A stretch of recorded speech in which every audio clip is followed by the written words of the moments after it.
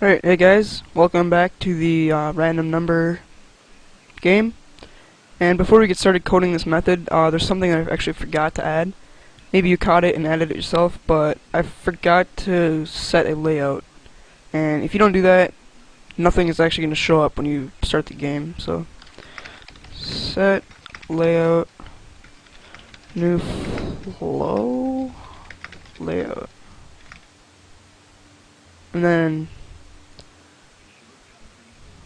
yeah, so.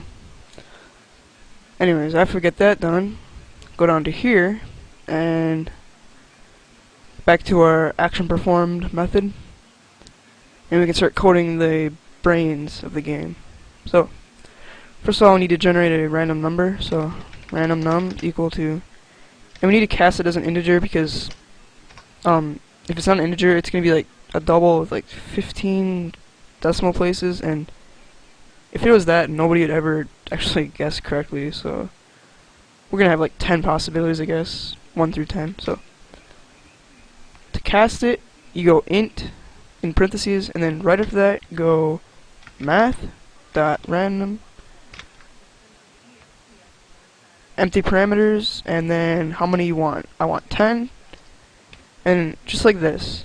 But now the problem is, I mean, it's not really a problem, but when you run this, it's going to generate 10 numbers 0 through 9, because computers always start counting at 0. And I don't think anyone ever enters 0 as a number, so, and plus it says 1 through 10, so we're going to say every result, we're going to add 1 to it, just like that. So now it's going to go 1 through 10. Alright, perfect.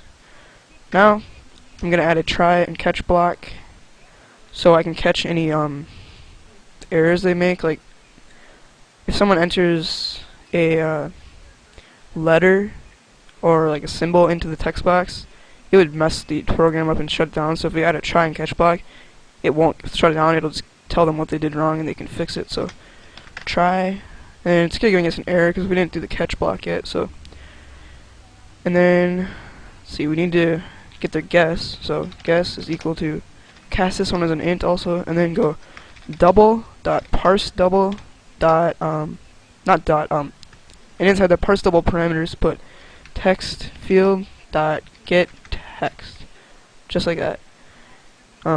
What this does is it's gonna parse, which means like scan, I guess, the text field, and it's gonna get the text out of it and turn it into an integer right here, and it's gonna store it under a guess variable.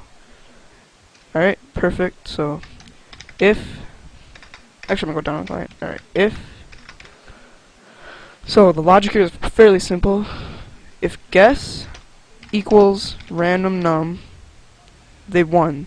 So result label, set text, you won the game. Else, if guess does not equal random num, that means they lost. So result label, set text, you lost the game, just like that. Now, find where your try block ends by dragging it down, and it'll line it up. So this is the curly brace where the try block ends. We need to add a catch statement. So we'll just name our exception X, like that, and then we gotta say set the random label. So random label dot set text. Please enter numbers only.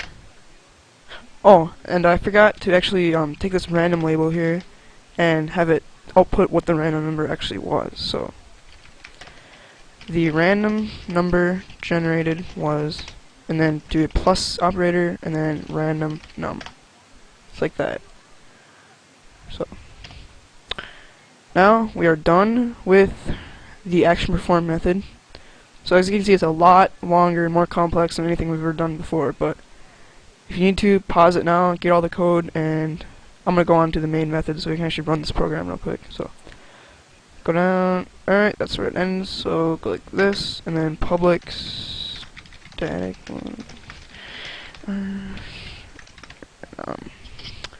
whatever your class name is, the first class name up here. the parent class, so it's random name or game. Random game. I'll call it GUI equals new random game. GUI set default G.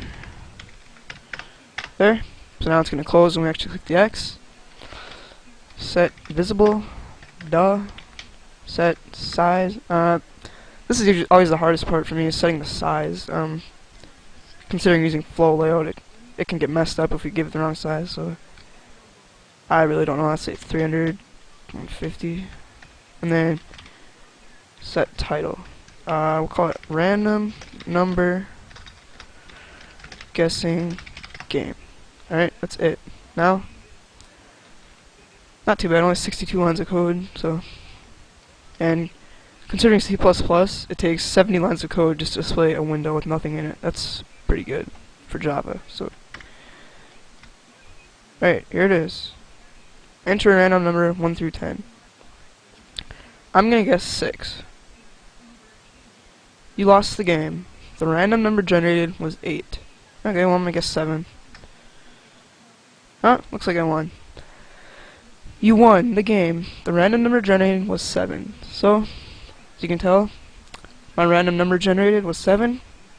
My guess was 7. It was equal to the random number. Said you won the game. Now I'm gonna enter something like A, B. Okay. Try this. Alright, so enter random number 1 through 10. I'm gonna say like, okay, I'm really stupid and I'm gonna enter F.